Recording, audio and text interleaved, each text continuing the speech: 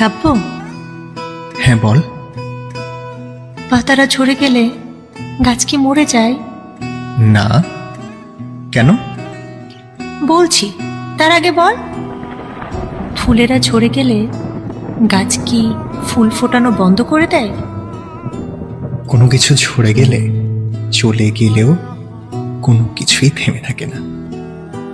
তাহলে আমি যদি চলে যাই, দূরে যাই, তুইও থেমে থাকবি না, তাই না?